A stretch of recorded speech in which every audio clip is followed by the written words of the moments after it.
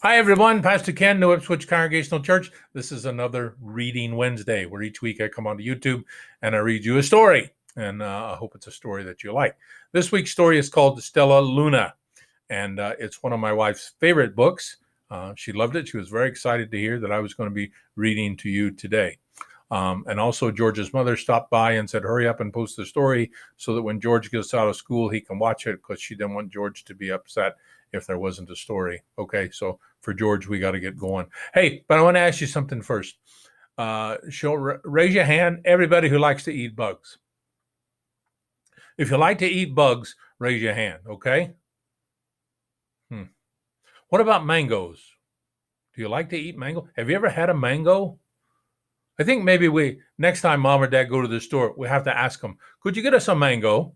Because we'd like to try it. Because today, in today's story, our little bat friend has to eat some bugs, and she doesn't really like them.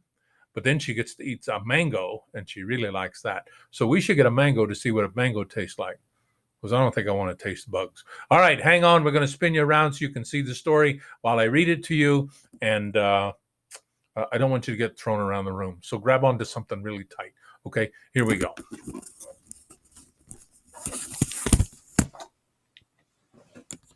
Okay, let's see if we can get you set up here to where you can see the story.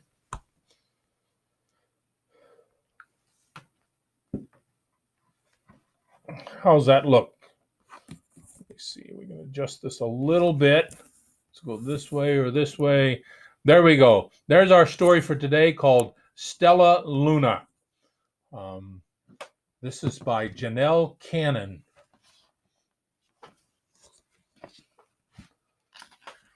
That looks like a mango. That must be what a mango looks like. Separated from her mother before she's old enough to fly, the little fruit bat Stellaluna finds herself all alone until she meets some unexpected friends who show her a surprising new way of seeing the world.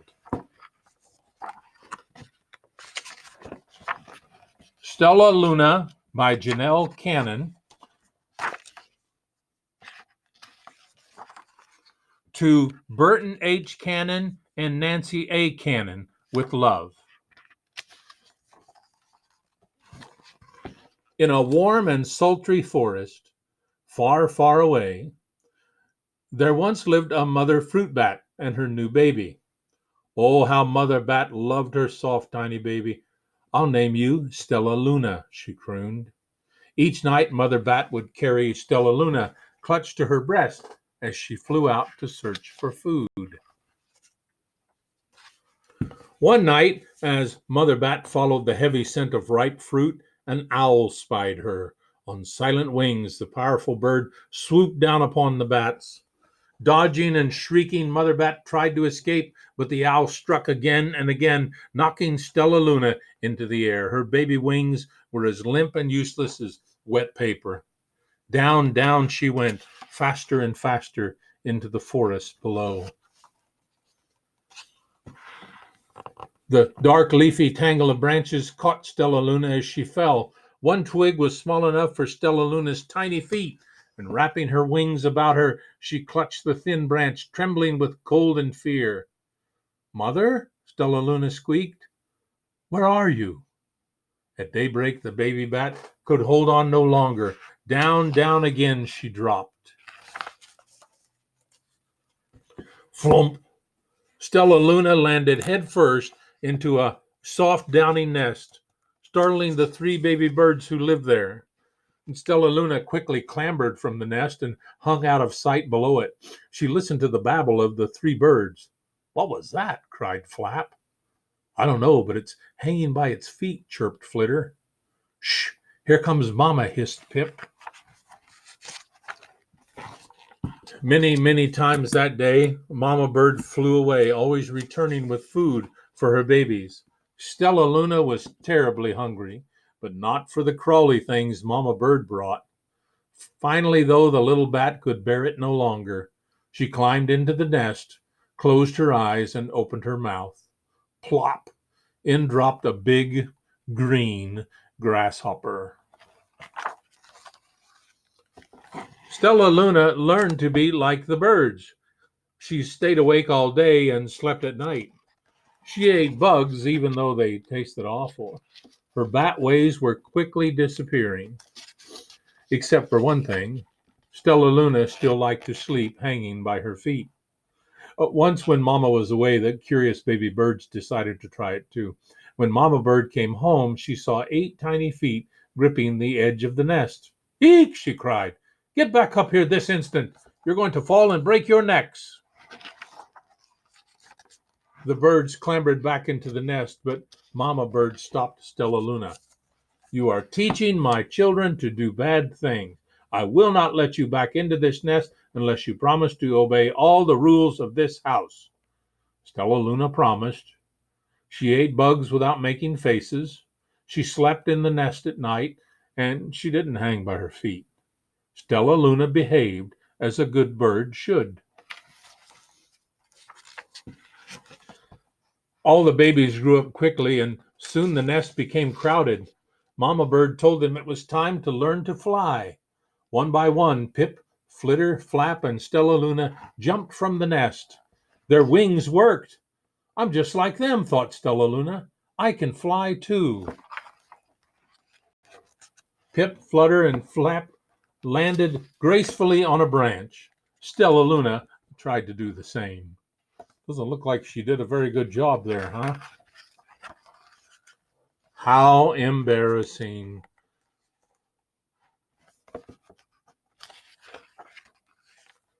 I will fly all day, Stellaluna told herself. Then no one will see how clumsy I am.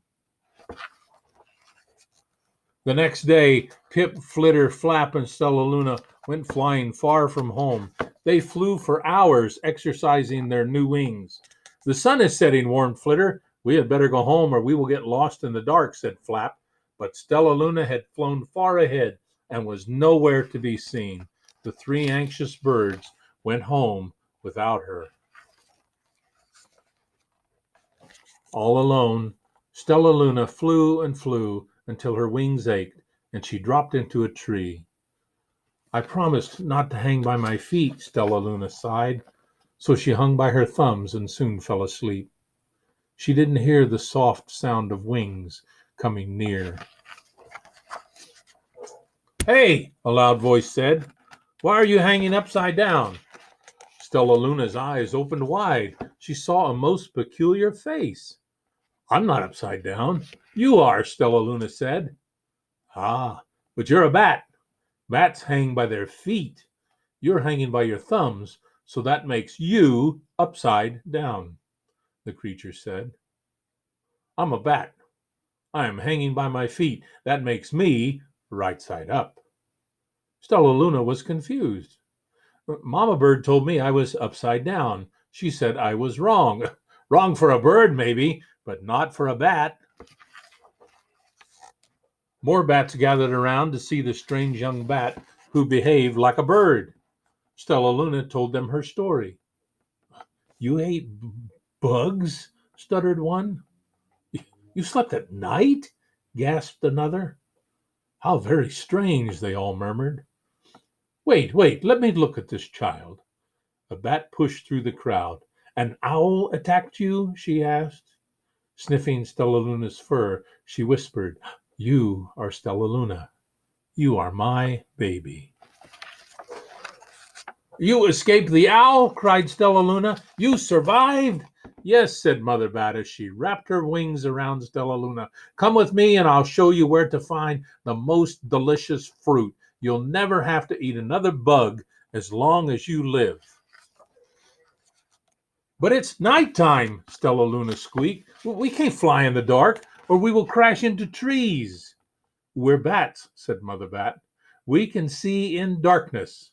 Come with us. Stellaluna was afraid, but she let go of the tree and dropped into the deep blue sky. Stellaluna could see. She felt as though rays of light shone from her eyes. She was able to see everything in her path. Soon the bats found a mango tree, and Stellaluna ate as much of the fruit as she could hold. I'll never eat another bug as long as I live, cheered Stellaluna as she stuffed herself full. I must tell Pip, Flitter, and Flap. The next day, Stellaluna went to visit the birds. "Come with me and meet my bat family," said Stellaluna. "Okay, let's go," agreed Pip. "They hang by their feet, and they fly at night, and they eat the best food in the world," Stellaluna explained to the birds on the way. As the birds flew among the bats, Flap said, "I feel upside down here." So the birds hung by their feet. "Wait until dark," Stellaluna said excitedly. "We will fly at night." When night came, Stellaluna flew away, and Pip, Flitter, and Flap leaped from the tree to follow her. "I can't see a thing," yelled Pip. "Neither can I," howled Flitter. "Aye!" shrieked Flap. "They're going to crash," gasped Stellaluna. "I must rescue them." Stellaluna swooped about. Grabbing her friends in the air, she lifted them to a tree, and the birds grasped the branch. Stellaluna hung from the limb above them. "Oh, we're safe," said Stellaluna. Then she sighed. "I wish you could see in the dark, too." "We wish you could land on your feet," Flitter replied. Pip and Flap nodded. They perched in silence for a long time. "How can we be so different and feel so much alike?" mused Flutter. "And how can we feel so different and be so much alike?" wondered Pip. "I think this is quite a mystery," Flap chirped. "I agree," said Stellaluna. "But we're friends, and that's a fact." And that's the end of our story. And here in the back of the book, there's some notes about bats. So if you're interested in bats, send me a message and we'll put you in a drawing. You can win the book and you can learn more and more about bats. That's the story of Stellaluna. And I hope you enjoyed it. And I hope you have a good week. Know that God loves you. I love you. And as always, always, always, I hope to see you soon.